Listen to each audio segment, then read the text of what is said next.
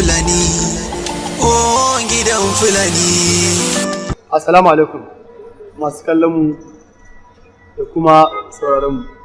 Da farko sunana Aktat Hamisu Ibrahim Tumbudi, ɗaya daga cikin darakto na wannan fim wato gidan Fulani. Assalamu alaikum warahmatullahi ta'ala wabarakatuh. Sunana Ibrahim Baita Abubakar Dan Sola, executive producer na wannan fim mai suna gidan Fulani. Assalamu alaikum warahmatullahi ta'ala wabarakatuh. Sunana Hamis Magaji Abdullahi, wanda aka fi sani da ɗan birni, jarumi a cikin wannan fim wato gidan Fulani. Wato gidan Fulani ya zo muku da ƙayatattun abubuwa na ban mamaki, na ban al'ajabi, tare da nishaɗantarwa kuma da ilmantarwa da kuma gamsar da ɗan kallo. Sai da kira ga nake so na yi ga abokanan sana'an wato 'yan dalodin. 'Yan dalodin mu sai da ku sai da mu. Ina alfahari da ku. Da Allah 'yan dalodin a ci gaba da ba mu haɗin kai wajen mallakar wannan fasta wato ta gidan Fulani. Mallakar wannan fasta da za ku yi ita ce za ta ba mu damar ƙara yin wani har mu tafi season 2 season kaza sauransu. Ku ba mu haɗin kai domin kuma ya zamanto a ce halak ɗin kuke ci, kada ya zamanto a ce mutum yana tura wannan fim mai suna gidan Fulani kuma bai mallaki ainihin wannan fasta ba. Duk inda kake muna da marketers, Kano ne, Kaduna ne, akwai marketers ɗinmu mai suna Abdullahi Dogo, yana nan yana raba ta gari ko ina. Wannan fasta za ta isan Allah ya so ya yadda. Da fatan da Allah za a ba mu haɗin kai musamman 'yan download. Kar ku manta, wannan fim mai suna gidan Fulani akwai abubuwan da in har kika sake ko ka sake ka fara kallo ba za ka iya tashi ba. Domin akwai saƙon da ake so ya miƙa, kuma ya miƙa, kuma za ku gamsu. Gidan Fulani, kar ku manta, ku neme mu a channel ɗinmu mai suna Gidan Fulani 24 TV. Gidan Fulani 24 TV. Ta ku ce, ta mu ce, Gidan Fulani. Kar ku raba mu, in ba ita ni ba zan saura ba. Allah ya haɗa mu, rabuwar mu da ke ba ta yiwu ba. Gidan Fulani. Ai falamma, anya za ka cika da imani kuwa? Wannan maganan me kace ga Burema? Jiyan nan fa Burema ka kashe mace da ciki fa. To ai gani ne nauyin nata zai yi yawa. Ga ciki ga tana tafiya da kyar. Shi yasa aka yi mata hakan ko? Ai malam lafiya ina tola. Shine muka ce lafiya? Ai da kai ina malam ina tola. Shine lafiya? Tola nake son gani. Tola shine nace maka lafiya. Suna na Rasha. Ha? Ha? Kai ne Rasha dama? Dama kai ne Rasha. Ni ne Rasha. Ammunition ko magazine ne? Ba maganar wannan bace. Akwai maganganu tsakanina da shi wanda za mu dan tattauna matsalolin abubuwanmu.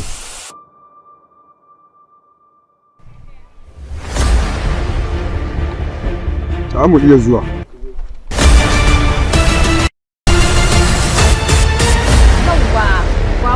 Muka haɗu a nan dama akwai abin da nake so na gaya muku.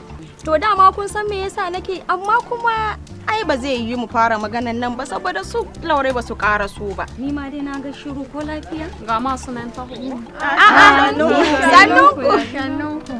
Dawa kuna hanya kenan ga mu tafe. Kuma in aka ce an yi alƙawari ku sauri ku zo sai ku dinga wasa dan Allah ku daina wasa. Yauwa kun san me yake faruwa?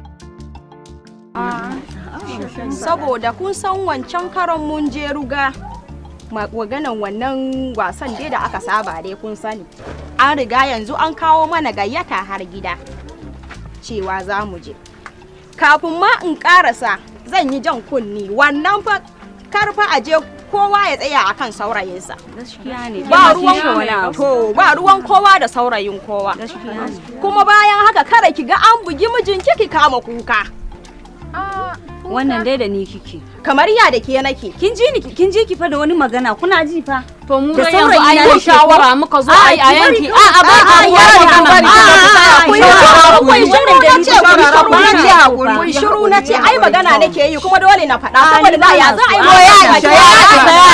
Allah ku daina haka in kuka haɗu sai. To yanzu ku saurara ku ji. Muna jin. Ga goron gayyatan da aka kawo mana za mu tafi wannan dai dan tsimin dai da kuka saba yi karfa dan wannan.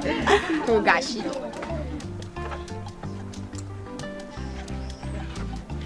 To a hallara kuma wannan yan tsorayen nan da aka saba sako wannan kar a fasa. Ba za mu manta da shi ba ai za a yi shi. To ma kin shani ai za a yi. To shikenan yanzu ni dai zan shiga daga ciki. Sai mun sake haduwa. To shi mu hanya mu da sai ki zo an jima. To shikenan ku kai da gida. Zama ke na 'yan murna ba su kisiya da al'adu ba, fada ke dukan juna ba su yarje wa kowa ba. Gidan Fulani, oh gidan Fulani, oh gidan Fulani.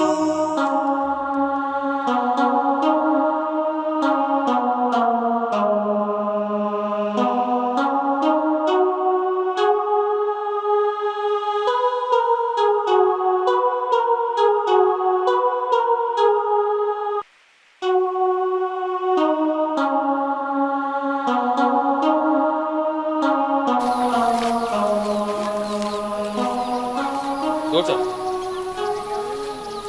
no, don't worry, daughter. You'll be with me. You'll be with me. Once, morning. We mata. I show you to mata. Kinga, take your time. Kinga, take your time. Kwana nawa zaki? Kwana hudu zaki. In kin gama, I will go back and take you. Zan je dauko ki da kaina. But Daddy, I really miss you. I miss you too, my daughter. I love you. I love you too, Bismillah, Daddy. shiga. Okay. Look after yourself. Kin ji ko? I can miss you too, Daddy. Kar kuma ji an ce kun yi samu matsala da su. Na san halinki wajen rigima. Shikenan, Allah ya Daddy, kiyaye. bye. Bye bye baby. Ka tafi da ita a hankali. Okay, sir. Ka ji ko?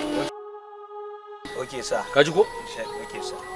Na gaya maka in ka kai ta ka zo ofis ka same ni. Okay, sir. Allah ya kiyaye.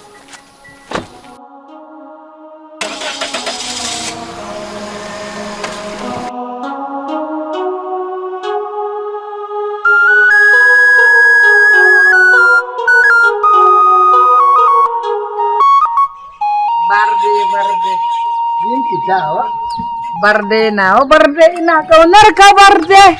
Gaskiya ne. A radun Allah Bintu duk waɗin duniya nan babu wacce nake so kamar. Barde ni ma ina shan ka a radi kuma na shirya yawa ka faɗi ba kala shoda wala san kala shoda barde. Allah. Allah. Ba na son ɓashe ranki kuma ba na son na ga wani ya taɓa ki ko da harɗo ne ya taɓa ki ba na jin daɗi. Barde Allah bar mu tare. In da kika ji an ce na yi fara'a ko na yi murmushi to sai kina kusa da ni. Sai dai me ka shan me barde?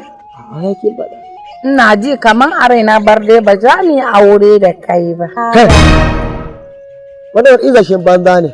Barde ka fashe ni idan wa'innan mutanen shi kashen ina garin nan. Barde ya san kashe ni kuma kashen kai ma sai shan kashe ka kai duk wanda ke garin nan. Barde ka san sai san kashe shi. Shine kawai abin da nake tunani. Ai wato in dai dan adam ne da Allah ya halitta to ba abun da ya fi ƙarfi Allah ya fi ƙarfinsa. Ni da kike gani na nan ba na zalunci ba na goyon bayan zalunci. Duk wani shiri na yana tattare ne kawai ga in taimaka al'ummata. Rayuwata ba na tunanin cutar da wani sai buri na ga na faranta wani. Kuma shi Allah ba zalunci ba son mai zalunci. Ni barde na tsaya kai da fata tsaye akan gaskiyata. Babu wani mutum da ya isa ya taba ki in dai har ina raye ko ya taba wani dan adam bare ke. Allah sharki ba da she na tuna shi baffa da inna da shi na raye kaga su za su daura mana aure. Allah sarki Bintu ya hakuri kin ji? Ba komai barde. Allah ya kika su Allah ya musu rahama. Amin barde. Babu komai ai insha Allah yanzu ma kina da madaurin aure tunda ardo na raye. Na shani kuma ba fa ardo ayu ba iya raye. Karki da mu. To yau ba za ka je kasuwan ba ne barde? Zan je kasuwa ina ga akwai abun da nake so gobe in baki. Insha so nake ke ma ki zama bardiya. Shike da kaga she a dinga barde da bardiya kaga soyayya ya ƙara koyo. Kai ma ba zan bari kowane namiji ya ƙara taɓa ki. Allah sharki barde na gode ai barde. Za ni kasuwa me za su wa miki? Barde ka shiyo min ya tsala da biredi. Da biredi da ya tsala. Biredi da ya tsala. Radun Allah ke ku ɗaya yashin. To ba kai ka koya min ba barde. Ya yi jaki.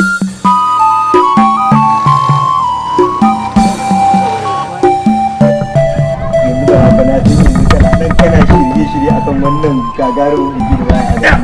Biliya kenan. La ilaha illallah. Kai. Muhammadu Rasulullahi sallallahu alaihi wasallam. Ai wannan bikin ne kawai jira nake lokaci ya zo. Na sani. Wallahi sa'a ɗaya ma ba da kaka bane. Wayyo Allah na. Ka gada da kaka ne? La ilaha illallah. Caɓi kana ji ko? Ina jin ka. Da fatan dai zaka yanka mana dan taure. Wannan irin dan taure? Karamin maraƙin nan zan yanka. Ni da ina magana a ci kaji a baje-baje. Kaji ka? Wani irin kaji kuma? Ana murnar bikin ka ce za ka ci kaji? Ana magana za a yanka dan maraƙi dan saniya fa kenan. Ni dai magana kaza mu dole ka fara daga can. Lissafin ya wuce na ashi. Ni dai kaga a wannan biki iyakaci kawai mu dai lokaci ya zo mu sha kidan garaya. Kai da man biliya ba inda ka fi wayo kai dai ka ji kidan garaya. Can ka fi wayo. Ko na san ka kai rawar garaya. To sai ma kuwa.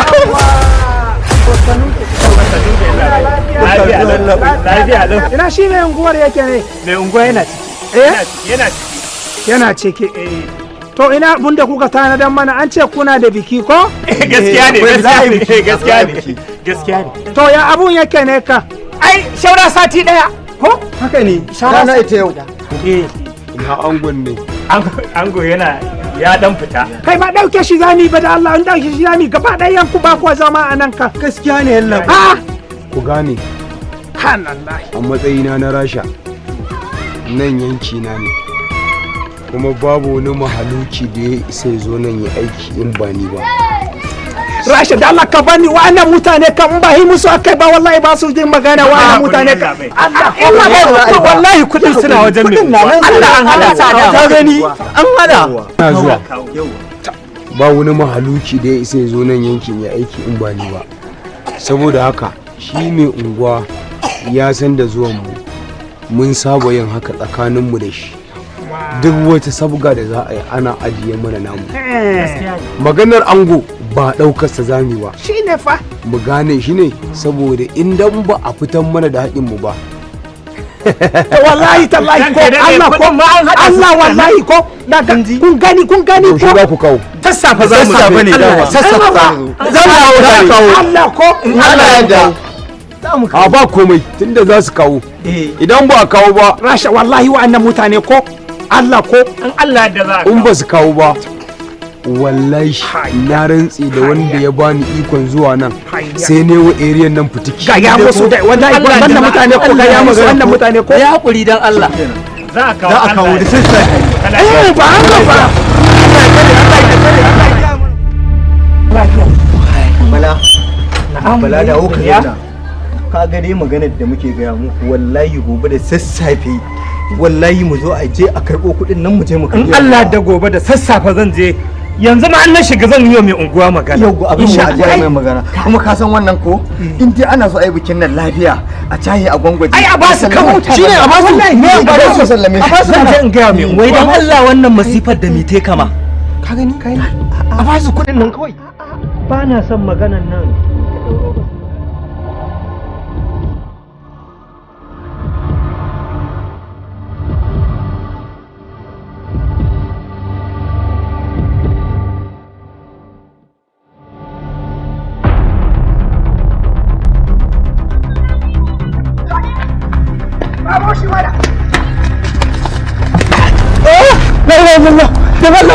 kai dan Allah mallan ka taimaka min hai la ilaha illallah kai fero waye kai hai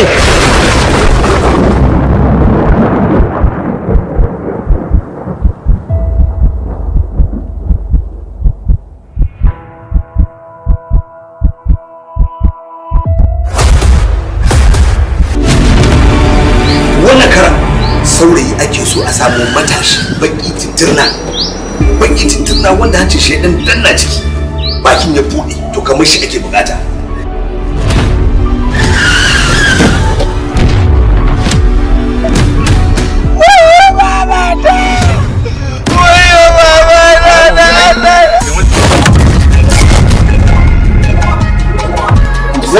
sakon wannan rabin ne. Yanzu nan yaransa suka kawo. Ayyo. Farfesun kayan ciki. Farfesun kayan ciki daɗi. Duniyar Dan Auta TV a YouTube channel sun saba kawo muku ƙayataccen shirye-shirye wanda na musamman ne. A wannan karan ma sun sake zo muku da sabon shiri wanda zai ƙawatar da ku.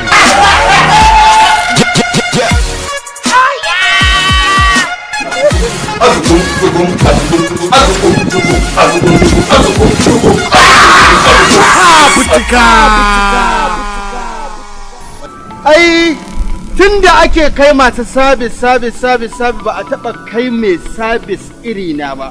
Yaron nan nawa na kawo ka taimaka ka dauke shi ka koya masa sana'an nan taku. Mama sai ki gaya masa cewa digirin da nake da ita ko wata sai digiri wallahi har digiri a nunan ofis dina. Ofis ɗinka ina takur da nan uga da ko masa ofis ɗin a dinga kawo kayan bola robobi ne kwalabe ne suka samu da girgiji ne da matsiya ne da a dinga yi sannan ana ba da kayan caji wani lokaci saboda mutum ya samu kwari. Fitika shiri ne mai ban al'ajabi, shiri ne mai ilmantarwa, shiri ne wani lokacin ma har da ban haushi a cikin irin labarin domin kaidan ku shi kadai zai warware muku tsakanin zare da abawa. Menene lissafin kuma mai aka buga, mai jaridar ta bugo kuma me za ta kwashe da shi. Fitika akwai mai can eyes na an ne yayin wannan. Yanzu kaga ba da kudin shi. Wallahi baba nan ne inda kullu ta haifi Iliya haka nake wallahi ba da ko sisi ni yanzu baba da nake karban kebra da wannan mutumin da kike gani sune yan ƙaryan nan ya je ya dauko budurwarsa ya zo Maryam ta samu shi oda hajiya hannun naira 7,000. Zaka iya fitowa kaga albajiri ka bashi sadaka ko kuma da yamma to Allah cikin iko sai da zaro kuɗi wallahi iya sadaka kawai da mika ba kuɗi suka zirare. Karfin hali farawo da sallama wallahi na yadda kai mugu ne amma ka zo gidan rashin hakuri in kai mugu ne ni ma muguwa ce. Kai fito Rage mai zubin larura daga ba ɗaya kan rayuwarka ka ci banza ka sani. Fitika wannan shirin zai zo muku ne a channel YouTube ɗinmu mai suna Duniyar Dan Auta TV. Wannan shirin zai fara zo muku ne 2 ga watan Nuwamba wato 2 ga watan Nuwamba kenan shekarar 2022 da muke ciki. Ke taka da ne ba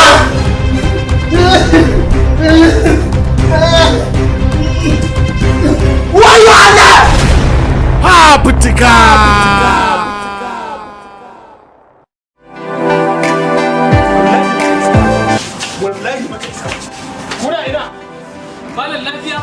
wallahi sai a biya ya kai a haɗa mun sola naira miliyan 1,800 amma kullum a cikin zafi nake kwana.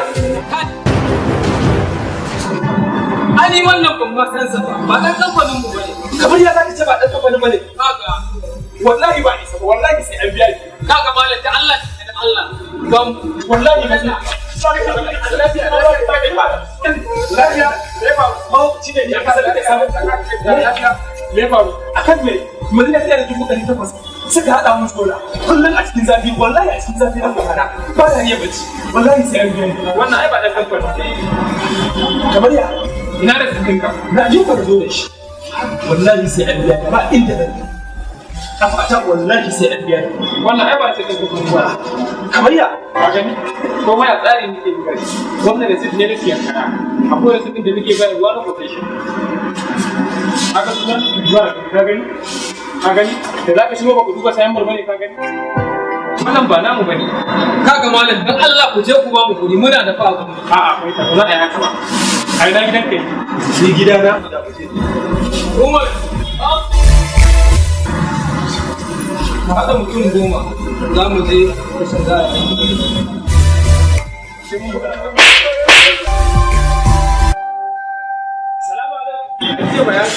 Salamu alaikum. Sarkin fada. Wallahi lafiya alhamdulillah. Ya za ka sami a waya? Ba na tashi daga bacci sai karfe 11. Kai ni bara ban fada ba. Wutan ne ba fa ni yanzu an cire ta daga ne? Kati tsada. Da me zan ji ni yanzu da sola wankin kaya kaga markaɗe. Duk sola nake samu. ba wani abin da ba na samu suna ni wallahi alhamdulillah ba abin da zan ce suna sai dai salamu alaikum manaja to ya magana ko ai bana ko yanzu zan yi musu kamfanin nan suna da dressel jibla lithium ba ce san masu inganci ne akwai cikakken waranti wanda duk wanda ka dauka za su baka waranti na shekaru ba wai na watanni shekaru na gobe.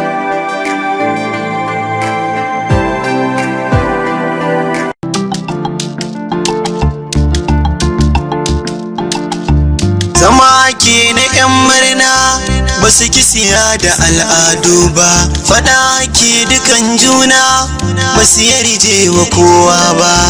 Gidan Fulani, oh gidan Fulani, oh gidan Fulani.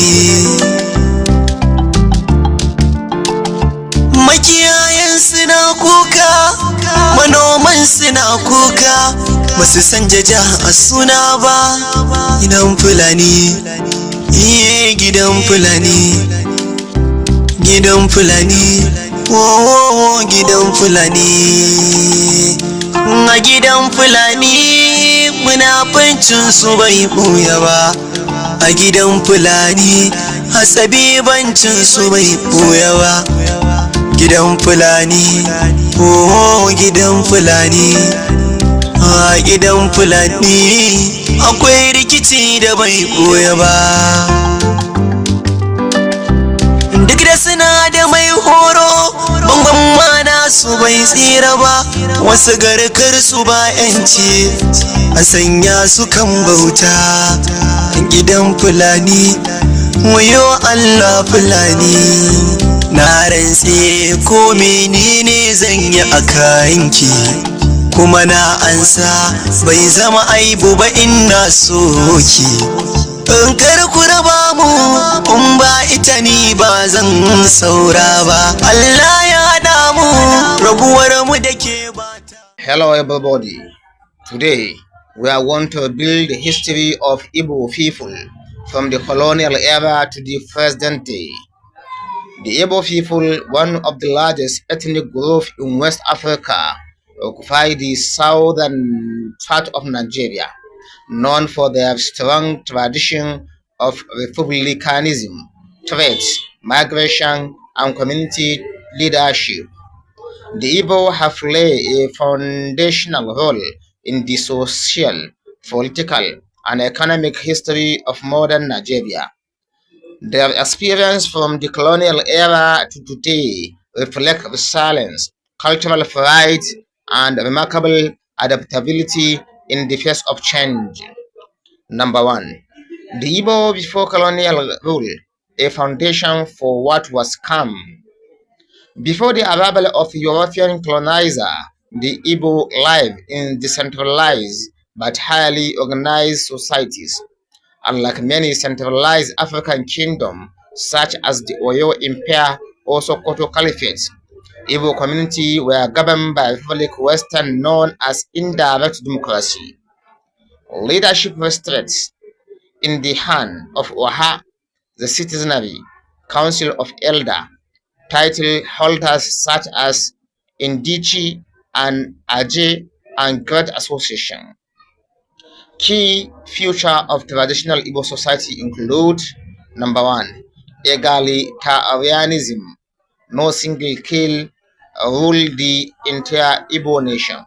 Authority was shared. Number 2, extended family system. The Umu Una kindred system form the basic social unit. Number 3, title system, such as the Uzo and Enzi title, which rewarded integrity, wealth, and services. Number 4, a strong culture of trade. Igbo communities engaged in long-distance commerce long before the colonial era. Number 5, the Aro Confederacy, a major political and economic network that linked many Igbo and non-Igbo regions through trade and religions. This decentralized tradition will later shape Igbo resistance to colonial rule and their role in the struggle for independence. Number 2. The coming of colonial power in the year 1961 to 1940.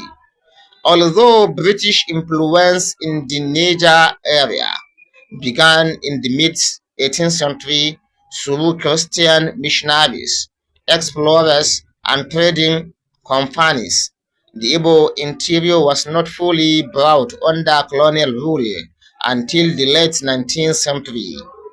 Missionary activities. Christianity arrived among the Igbo primarily through 1. The Church Missionary Society (CMS), the Roman Catholic Mission, which is number 2, then number 3, the Methodist Mission. Missionaries introduced Western education, literacy, and Christian doctrine, which quickly spread in Igbo land. Mission schools trained many Igbo early scholars who later led nationalist movement. British expansion and resistance. The British faced strong resistance from various Igbo communities. Notable episodes include 1. The Ekumeku resistance in the year 1883 to 1914, a series of organized guerrilla campaign against British troops in western Iboland. Next, the Aro expedition in the year 1901 to 1902. British force attacked the influential Aro Confederacy, accusing them for resisting colonial tradition and slave trade suppression. By the year 1914, the British had consolidated their rule, and Igbo, like other groups, became part of newly created colony and protectorate of Nigeria. Number 3. The indirect rule system and Igbo reaction in the year 1914 to 1930 century. The British introduced indirect rule, a system that relied on traditional rulers to govern on their behalf. This model worked well in northern Nigeria, which had centralized emirates, but it fell in Igbo land, where such centralized authority did not exist. To make the system work, the British created warrant chief, individual appointed to act as rulers, even were non-existent before. Many of these chiefs lack traditional legitimacy, which caused resentment and tension. The Aba Women's War, 1929. The injustice of foreign chief and colonial tradition led to the Aba Women's War, also known as Women's Riot of 1929, one of the largest anti-colonial uprisings in West Africa, led by 10,000 of Igbo and Ibibio women. The revolt challenged both British policies and the abuse of power by one chief. This event marked an important movement in African resistance against colonial rule and led to major administrative reform. Number 4. The role of Igbo in Nigeria's nationalist movement in the year 1930 to 1960. By the mid-20th century, the Igbo had become one of the most urbanized and educated groups in Nigeria. Through missionary school, many Igbo youths become teachers, clerks, writers, and professionals. Key Igbo figures in nationalism. Several Igbo leaders play a central role in the struggle for independence. 1. Journalist, political leader, and later the first president of Nigeria. Number 2. Mbonu Ojuke, a nationalist known for the boycottables movement. Number 3. Alban Ikoku, education reformer and advocate of teachers' rights. Number 5. Michael Ofara, later Premier of Eastern Nigeria, known for agricultural development. Igbo intellectual, traders, civil servants, and students joined force with the other ethnic groups to demand the end of colonial rule. This nationalist movement eventually led to Nigeria independence on October 1st, 1960, tension and the road to civil war in the year 1960 to 1967. After the independence, Nigeria struggled with political instability, corruption, and ethnic rivalries. The Igbo, Yoruba, and Hausa Fulani group competed. Nigeria struggled with political instability, corruption, and ethnic rivalries. The Igbo, Yoruba, and Hausa Fulani group competed for political and economic power. The 1966 coup. In January 1966, a military coup led mostly by young Igbo officers overthrew the civilian government. Also, many ethnic groups were affected. The coup was widely perceived in the north as an attempt at Igbo domination. A counter-coup in July 1966, led mostly by northern officers, targeted Igbo soldiers and civilians in northern Nigeria. This was followed by widespread massacres of Igbo living in the north. The killings created a massive refugee crisis as millions of Igbo fled back to eastern Nigeria. Number 6. The Nigerian Civil War in the year 1967 to 1969. The Nigerian Civil War in the year 1967 to 1970. In May 1967, under the leadership of Colonel Chukwumeka Odumegu Ojukwu, the Eastern region declared independence at the Republic of Biafra, citing genocide, political exclusion, and the need for self-preservation. The war. The Nigerian government rejected secession, leading to a devastating civil war that lasted 30 months. Key features of war include: number 1, blockade and starvation in Biafra; number 2, massive refugee crisis; number 3, the war. The Nigerian government rejected secession, leading to devastating civil war that lasted 30 months. Key features of the war include: 1, blockade and starvation in Biafra; 2, massive refugee crisis; 3, international humanitarian intervention; 4, faces battle throughout eastern Nigeria. By January 1970, Biafra surrendered. The Nigerian government proclaimed a policy: no victor, no vanquish. So Igbos faced discrimination and economic hardship in the years that followed. Number 7, reconstruction and survival after the war in the year 1970 to 1980 century. Despite losing property,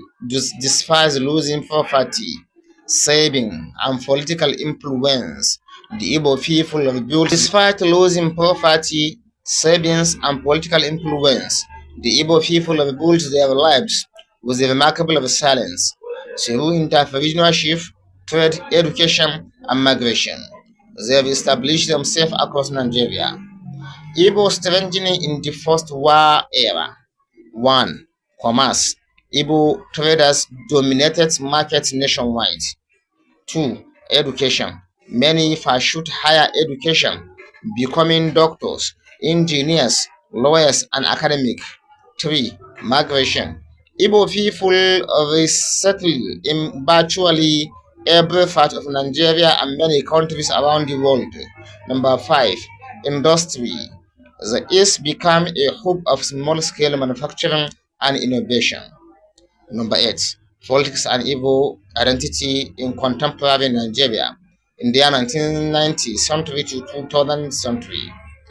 During the military regime of 1980th century and 1990th century, many Igbo politicians, activists, and for democracy group pushed for a return to civilian rule.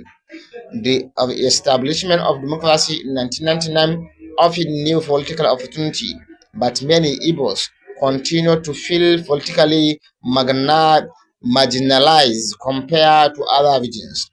Cultural revival. Throughout the late 20th century, the Igbo experienced a cultural renaissance. 1. Increased promotion of Igbo language and literature. 2. Growth of Nollywood, heavily influenced by Igbo actors and filmmakers. 3. The buzz of traditional festivals such as Iri Ji New Yam Festival. Number 9. The Igbo people in the 21st century, 2020 to 2000 to present.